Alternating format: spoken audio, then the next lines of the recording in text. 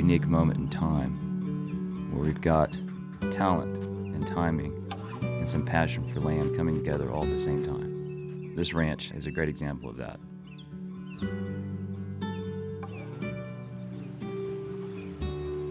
You've got several miles of the pristine Devil's River and all kinds of species and plants, biodiversity, everything that comes together with that all in one place. And this is just one example of what the conservation equity guys are doing and what they're working on.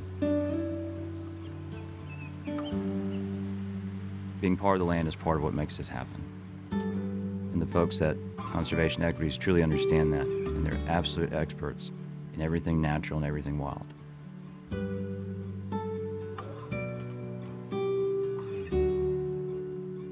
Terry Anderson was the first person I showed this ranch to. He has a strong appreciation for this part of the world and really wanted to do something bigger out here.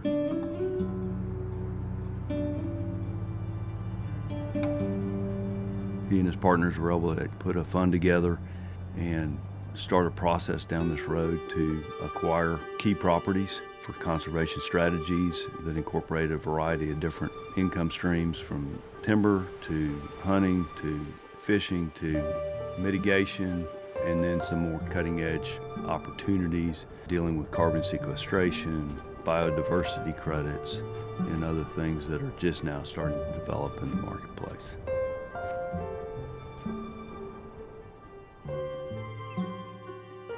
There's a lot of people coming aware that it's not just one person who can benefit from the land, it's everybody as a whole.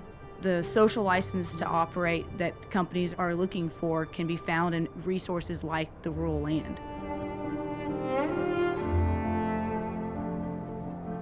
You have impacts, but you also have the ability to mitigate for those, to restore those things, which creates a new funding source to go do things that we probably couldn't have done 10 years ago, right? We've got the capital to go put some of those things back together. So this whole ecosystem services movement now is at least creating the opportunity where that landowner can go back and get compensated in some fashion. And it's a pretty simple concept. It's highly complex on one layer, but very simple on the other. Kind of a coming of the age. I think it's a generational moment if you really get down to it, where the world is changing and we're seeing some positive things to go along with all the negative things.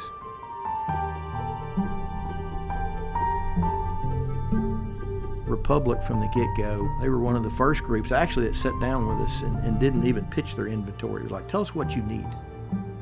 We want to spend some time with you and really get inside your head and understand what you need, and then give us a little time and we'll go find that for you.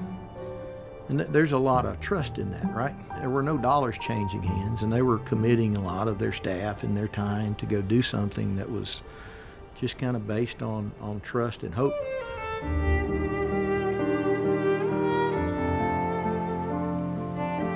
Again, relationships and trust are huge in this space, and those guys have kind of set a new standard in not only taking the time to find what we need, but to go to just a whole new level on the transactional side of getting it done for us. You know, once I sign a contract, for a lot of people, that's where the work starts. For me, I'm done. It just magically happens after that. That's all we've got to do is get a contract signed, and they put it together, and that's a blessing to us. It's a real blessing.